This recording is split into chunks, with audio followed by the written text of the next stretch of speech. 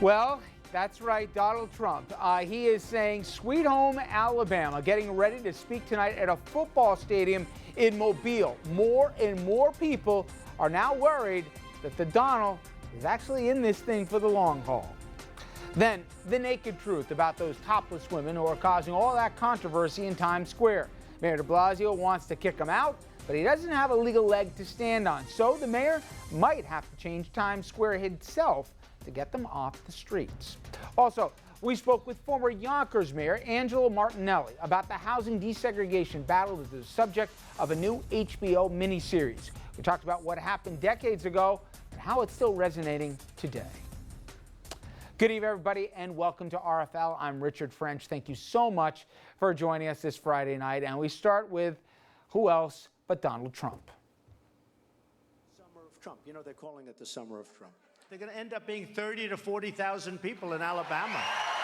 So He's probably not exaggerating. Just a couple of hours from now, the Donald will be speaking at this 40,000-seat college football stadium in Mobile, Alabama. If he packs the place, and many people think he will, this will be the biggest rally anyone has had during the campaign season. And of course, he says the place is going to be sold out. So right now, Trump is the front runner according to the polls. And Jeb Bush, the guy everyone thought would be the front runner, is now going on the attack against the Donald, especially his massive deportation plan. The immigration policies that he has brought up they're not conservative either. It's going to cost hundreds and hundreds of billions of dollars. It'll disrupt families. Now, Trump's immigration plan and his comments about Mexican rapists has not made him the most popular guy in the Hispanic community. But now, Politico's reporting his people are actually reaching out to Latino media outlets and trying to make peace. Again, this is the Donald. All right. And because, and let's be honest here, I think most people have dismissed him as a carnival clown here who would never, ever be taken seriously because he's basically doubled up the field in the polls, because he's taking votes from who were presumed front runners, cover of Time magazine and wherever you turn, and there seems to be resignation among Republican strategists that this guy may actually be in it not only for the long haul, but may actually be the prohibitive favorite. Well, it's time for me to eat a little crow. This, again, did not come from the Trump campaign here, but with my panel, Dominic Carter, political journalist and author, and Andrew Whitman, our senior political correspondent, we will dare to make America great again with the Donald. That's right. Wear 'em, boys. Eat some crow. Andrew, are we attempting not to mess with our hair? That's right. This is the greatest look that anybody has ever had on television with the greatest hat. This is gold-plated. Here, let me lower it down a little bit so I can. This is not just a hat. It's a lesson for life. Well, tonight in Alabama, to maybe keep the flying hair in place, the Donald will probably be sporting this, and I think he will go with red. It is Crimson Tide country after all, and it's not just us. You go to the control room, show it, Ralph. We got the boys with their hats on as well in there, and they come in all colors. I am not going to be selling for Donald Trump, but it is Friday, so I will wear this for the balance. All right. I make all these jokes, Dominic. Go ahead, happily tell me you told you so. He's going to fill 40,000 people in the deep red South for a guy who spent the better part of his life as a Democrat, a guy who says he's pro-choice, a guy who was on record as saying that, he thinks Democrats do a better job with the economy, the guy who basically everybody thought attacked Fox News, attacked every Latino he can find in effect here, and somehow, some way, as we sit here on Friday night, is the biggest show in all of politics. I still can't figure this one out here, but at what point does everybody start saying he's for real? I honestly felt that he was for real from day one. It just took us all. I told you so, right? Yeah. No, I'm not gonna. No. I'm not saying I told you so. I'm saying I knew it. I knew it the whole time. I totally knew. I'm trying to figure out with the hat on how to spin this here. You can't. But let's just say this, Richard. He's in Alabama tonight. I don't see it that big that 40,000 people are going to turn out. I mean, that his Nobody comments. else has done it. This cycle, Obama did double this the last time. You think Jeb Bush No, could pack 2,000 people? I don't even think Hillary could pull this type of crowd. So okay, so we have to tip our caps, if you will, to Mr. Trump, to Donald Trump, on that front.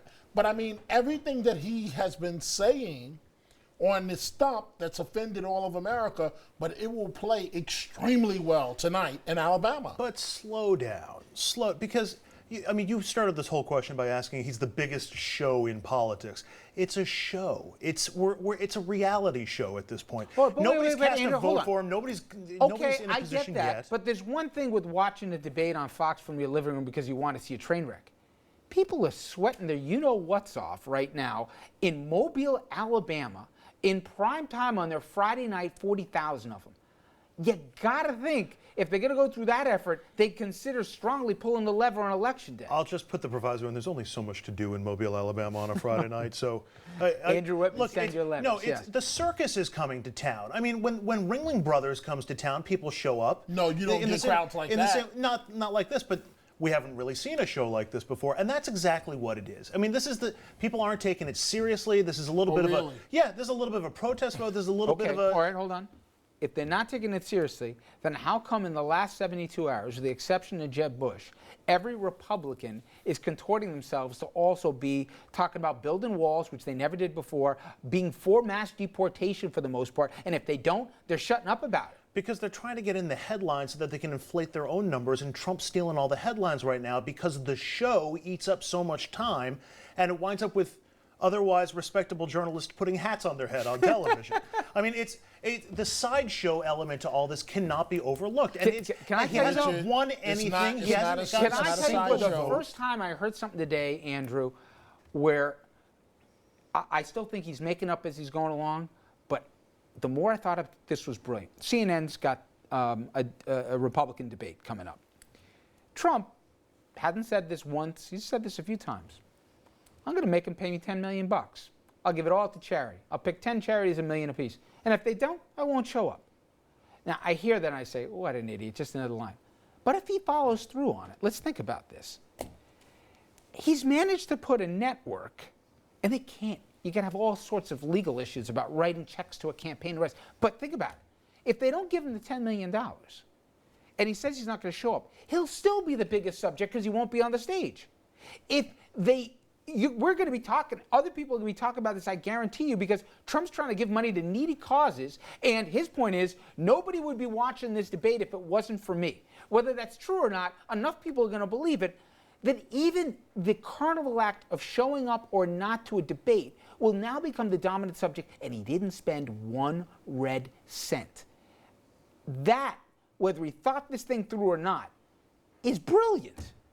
Think about it. He's always been a brilliant promoter and a brilliant self-marketer. That's the one thing that he's been good at doing.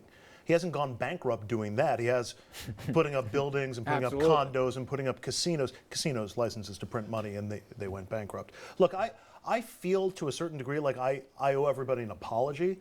I helped come up with the comb-over report that we put on because it was fun and it was funny, and the guy never ran, and he always claimed that and it was funny and entertaining, but I feel like we're actually doing this a disservice to a certain degree. We're not the only one. We're not far from the only ones. No, you're not the only one who said this. That the more we so far afield from the stuff that we should be talking about. It's entertaining. It's easily digestible, but it's meaningless. I've also heard there's another part, and this is the part I think is true, Dom, but maybe I'm wrong, because maybe I'm not relating to what that primary base voter in the Republican Party really wants to hear. At some point, we're going to turn around and say, maybe it's not in August, or maybe it's not even September, maybe it's, in the first quarter next year where all of a sudden, my God, he's winning Iowa or New Hampshire. What if this guy were really president? Richard. That is a scary idea. I want to be on the record right now and as clear as I can be. Oh, God. Okay? Rolaids? Yeah, you're going to need some Rolaids. He has a strong chance of winning Iowa. If he wins Iowa and rolls into New Hampshire and wins New Hampshire, followed by South Carolina and Nevada, it's over. He will be the Republican nominee. And then, once you're the Republican nominee, you can call him a clown, you can call him whatever you want. And I'm telling you again, knowing him on a personal level, everything he does is staged. Nothing is impromptu. Anything that comes out of his mouth he knows in advance he's going to say it. He may say it like it's coming off the top of his head, but it's not.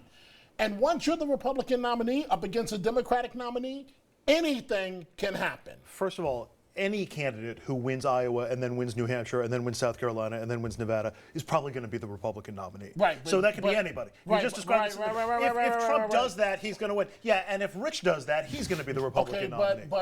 But you guys call him a clown. Gold-plated so if he's a clown. He's a clown. I've never called him a clown because the guy is Well, as serious this is your as cancer. opportunity right now to call him a clown. Why would I call him a clown when I know he's for real? Okay, but he may be, to Andrew's point, a marketing genius, and I may have underestimated his ability to do this. And the most amazing part is, he's doing this without spending money. He's getting me to put this hat on here. Doesn't your head itch now? Isn't it? There is a little part of my soul that I sold here. Yes, you're right, and I didn't think this through. Let's blame Larry for this. But to me, you know what? What he says is not good for this country. Okay, I know you're like, oh, that's politics and policy. But at a certain point, but Richard, look at what he's already done. But Richard, can't I make a point that what most politicians say, Democrats and Republicans, are not good for this country, and they're full of you know what? That's why Trump is doing so well, because people are sick and tired of traditional politicians talking a mile a minute and saying absolutely nothing. Okay, except here's the thing. You had this, I don't know why I'm even deigning this. You build a wall. Do you know the hundreds of billions of dollars it would take to not only construct, police, and then the idea, remember when the Minutemen, I think people forget this. Do you remember when the Minutemen in Arizona, they were literally drawing on people because they thought they were illegal, including people just because they had Latino surnames, okay? You had rocket scientists deciding he looks illegal to me. Now you have a candidate who's basically saying he wants open season on who he thinks are illegals, including, by the way, people born in this country.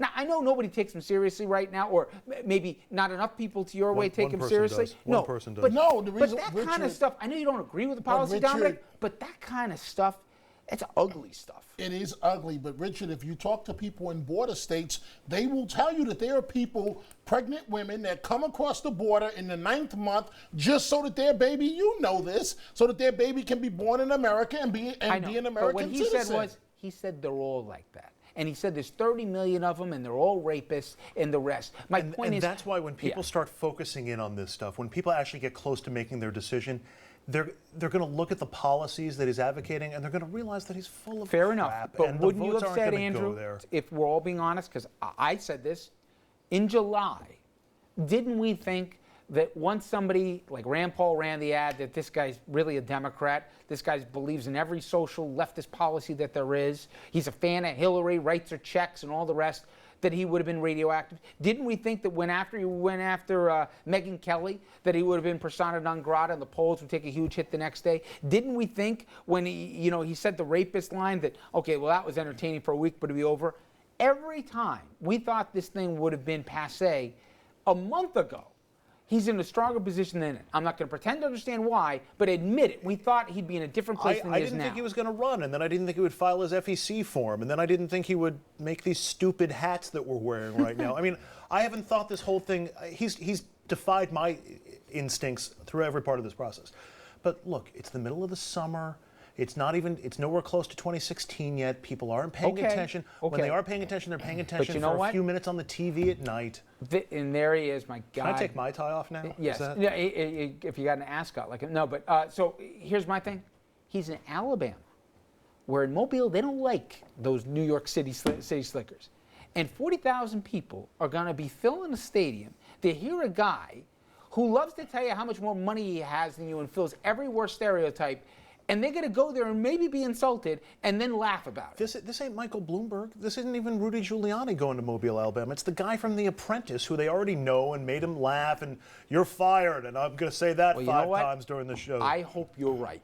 And I think you are. I hope you are, but I'm getting less and less sure with each passing week. Shame on all of us, by the way. If not, shame on all of us. All right. Up next, we got some really interesting debates here. Now, forget Billie Jean King versus Bobby Riggs. Could we see a new battle of the sexes between John McEnroe and Serena Williams? I'm taking this hat off. And we're going to take a look at New Jersey restaurants where, get this, you can pay whatever you want. I think that's a good idea, or do you think customers are going to be putting it mildly confused? Stay with us.